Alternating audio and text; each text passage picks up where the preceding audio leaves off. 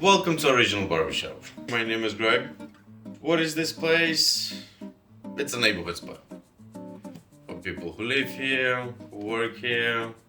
It's a place for everybody. What is it to me? It's everything and above. I mean, this place is a home of greatest comedy show, motorcycle garage, it's a bedroom, it could be anything. Best part of it, it's the people. Been here for almost 10 years now. Still here, still kicking it, so, which is great by New York standards.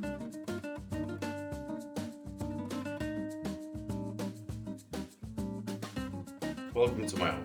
First opened up here, met a few cool people.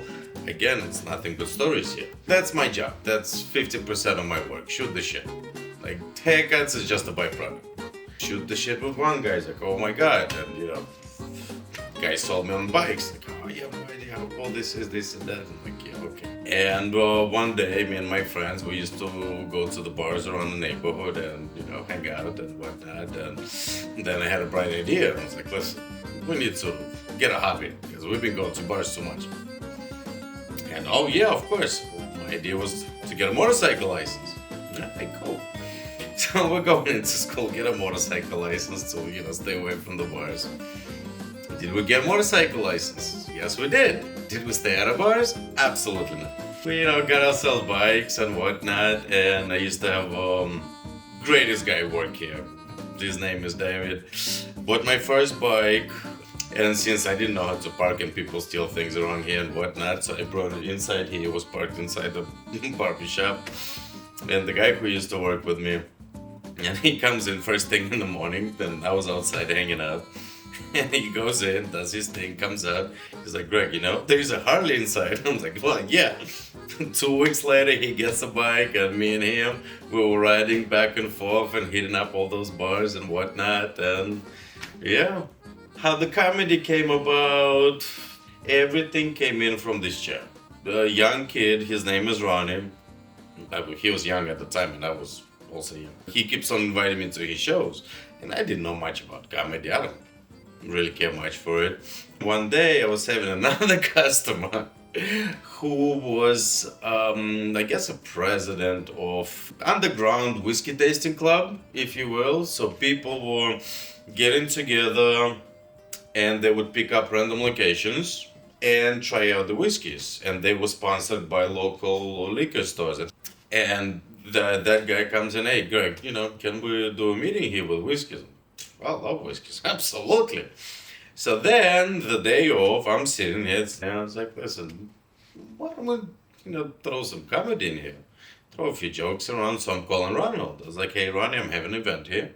Why don't you come by and, shoot a few jokes? People are going to be loaded already. How bad that going to be? He shows up, so we have full house, had to be, 30, 40 people for whiskey tasting. They had the booze lined up, and there was some very interesting whiskeys, like really stuff you don't see at the bars or none of that. And they, hey, this is great. Everybody's loving it. So then Ronald shows up. Ronald shows up with his 5 comedian friends. They brought in this speaker, put up on a hell of a show right on the dot within minutes. They rocked the crowd. People loved it. My day would start here. I would get here like 9 a.m.-ish. And the days of comedy shows after that, I had to stay there with them till midnight. Those were the long days.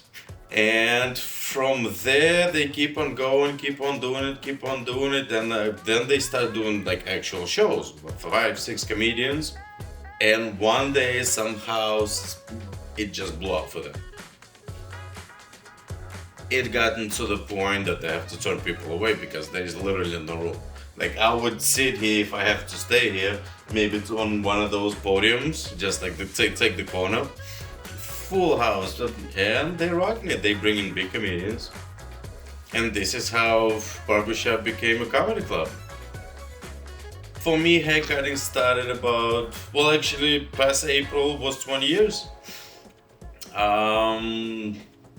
Came in from Russia, 17 years old, off the boat. Astoria, Queens, yeah. Wasn't really up to me. And my mom told me, you come in to America, finish your school, pack your shit, and let's go. And that was pretty much it for me. I'm like, okay, bye. And my mother actually, she used to be teacher of English. And I came in with only 3 words. Well, this is as much English you can get out of me. This is great. And yes, 17 years old, Astoria, Queens. Right away, just like any immigrant, had a few jobs, restaurants and whatnot. And it was this barbershop in Astoria, Queens. And I used to shave my head. What do I? Walk by the barbershop. I'm like, all right, cool. That looks like they got hair in there. All right. So I'm going in. And at that time, I haven't heard like Russian speech or like my own language in a while. So I'm going into this place, and this, older gentleman, he like, oh, sit in. They used to have pictures of all the haircuts that they do. And I mean, the only thing I know is, to shave my hands. Like, this. And I hear them talking between each other, and it took me like solid 5-10 minutes to realize that they speak Russian. I was like, holy shit, my people. And then I start, hanging out there after work or whatever, just saying hi to the guys. And I guess I was hanging out there way too much. And then they tell me, listen, what are you doing with your life? Do you like school or whatnot? I was like, well, not really, just restaurant work and just, trying to, make some money, whatnot. And they go like, what do you think about cutting hair? I was like, and in our mentality back home, that all those service jobs were women jobs. And for me, I was like, yeah, no way. So like, again, I'm coming from a very small town. We're not that smart. And I told them, no, I'm not going to do that. That's women's job. And then they told me, oh, you think it's easy? I'm like, yeah, of course it's easy. And they're like, all right, give it a shot. So they put some random kid out of nowhere, give me tools. Oh my God, I messed it up so bad. My knees were shaking. I was sweating. They are laughing their hearts out. I was like, all right, I guess this is not that easy. And at some point, they like, listen, why don't you go to barber school? I'm like, all right, I don't really have much going on for me, so let's go do that. All right, went in there, and there was a school down on Chambers Street. And I had to chair all the way in the back. It was a big salon, and it was a school. It was $3-4 haircuts, and people. Before you even pay, you have to sign a waiver that anything happens to you, we're not responsible for it. So they knew what they were doing. All right. And the school at the time was 3 months. And I mean, the place was nice. The lady who runs it, amazing. I mean, she had balls of steel. I mean, that woman can go through fire and back and tell you what to do. And went to school. And meanwhile, while I was going to school, I was hanging out at that barbershop. And like, oh, what did you learn today? And this and that. At the end, actually, when I finished the school, can I tell you like really crazy story in the barber school? So by the end of the 3rd month, and it was August, it was slower. And I see this guy comes in, longer hair, and I used to have this white cape with the blue stripes. So this guy comes in, oh, haircut, only scissors. And what do we know after 3 months? Not much at all. So guy sits down, and he goes, oh, just trim it with the scissors a little bit. I'm like, yeah, sure, I got it, absolutely. So I'm doing the top, coming through the back and whatnot. I started doing his side, and as soon as I start going over his ear, somebody asked me something. I turned around, and next thing I know, the scissors are going like a knife through the bottom, right on top of his ear. The ear start hanging, the blood start dripping. The guy he just made this little sound, and I started losing my shit. I was about to be 18 at the time, yeah. I was 18, I think, at the time. I was like, oh my God. So I ran all the way, and I was in the back of the shop. I ran all the way up front. I told the owner lady, I was like, listen, we're having a little bit of emergency. Here's the guy. And while I was already here, that was probably first year in the States. And the first thing I learned, people suing here for everything. So my first thing, I'm going to jail. This is it for me. And it was a Chambers Street. I ran away all the way to City Hall, like 3, 4 blocks away. Just God forbid, cops come in, they take me away. I don't know what's going on. I don't know how it works.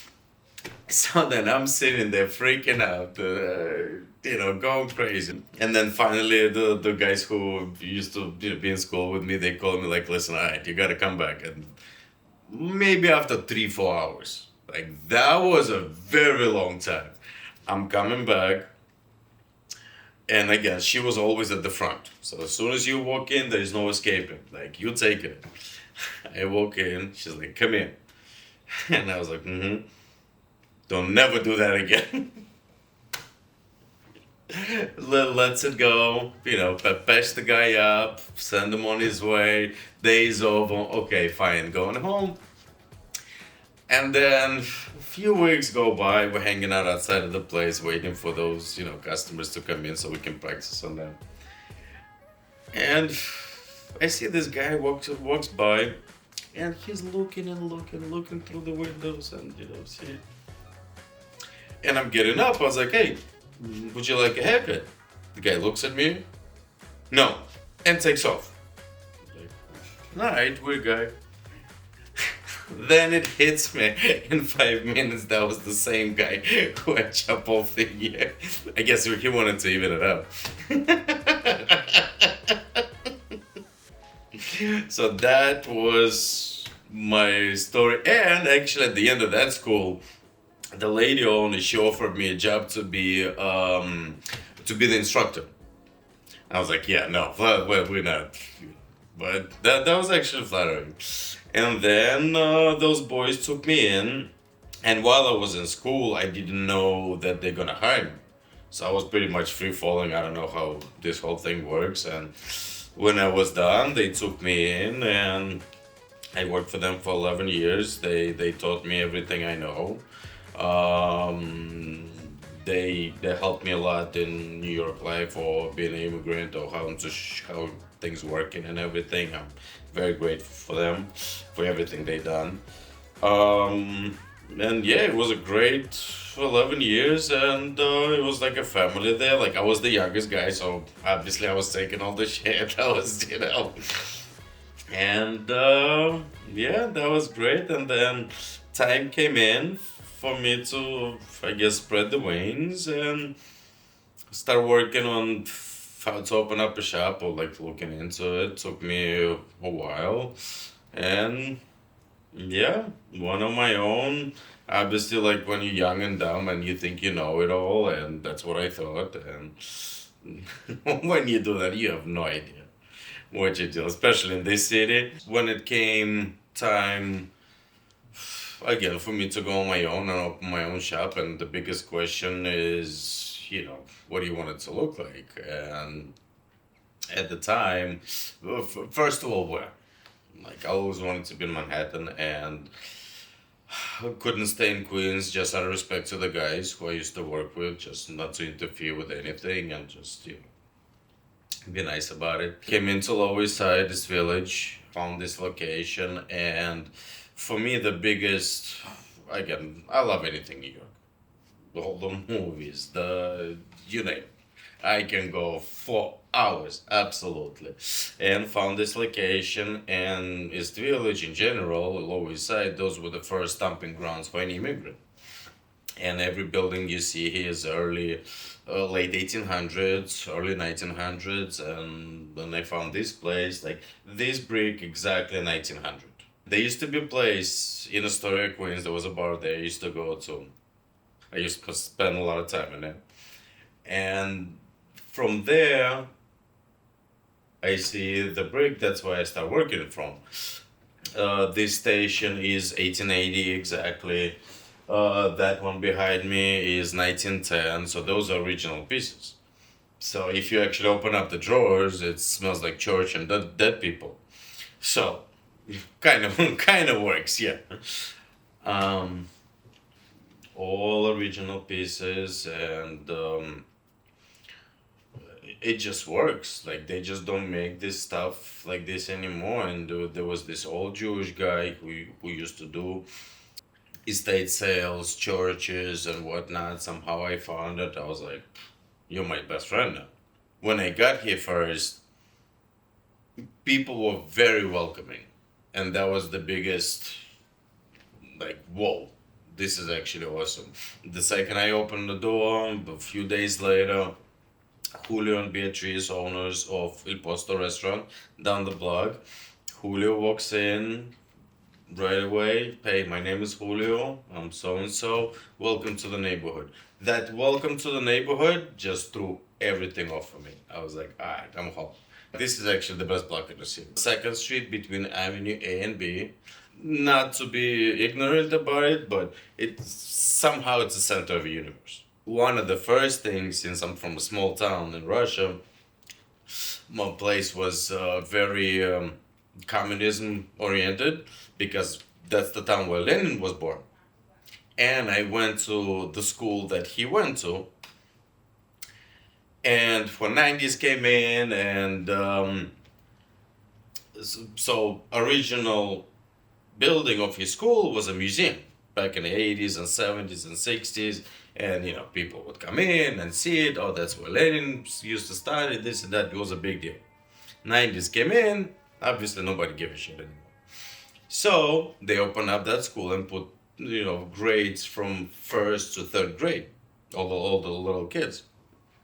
So that was my time, and, so I went to that little school. And then there was a bigger building where like all the grown-up kids and whatnot. So one day, going through my grandma's postcards, and she used to collect them and what everybody had those things. It was a picture of his class, and it said, "This is the desk where Lenin was studying."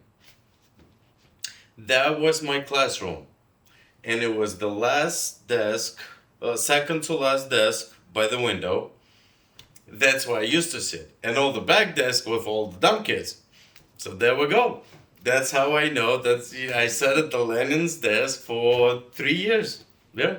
So, and then when I came in here, opened up the shop, we were looking at it. There is a building called Red Square right across the street. It was a full-size statue of Lenin. Right now, his statue actually on Norfolk Street. The second I see it, I seen those statues my whole childhood. Like those things were everywhere. Like it was all about that. That's how it was. I get here, I see him doing that. I was like, son of a bitch, I'm home. And then I start getting to know people who live here. So one of the first days, working, it was like nice, beautiful day. Door was open. And this tall, older gentleman. Well, I was young back then. He was a bit older anyway. He, comes to the door, throws a few, not even hi, how you doing, nothing. Throws a few jokes right off the bat. We had a great laugh. And he ended up being a neighbor from across the street. His name is Johnny. I'm like, all right, cool. That was the most fascinating person. I mean, this is a barbershop. You hear if bullshit could fly, this place would be airport. I've heard it all. He lives across the street and he's a cameraman or video something. He has every job in the world and he's been everywhere somehow. And I was like, alright, guys, we're shooting this shit.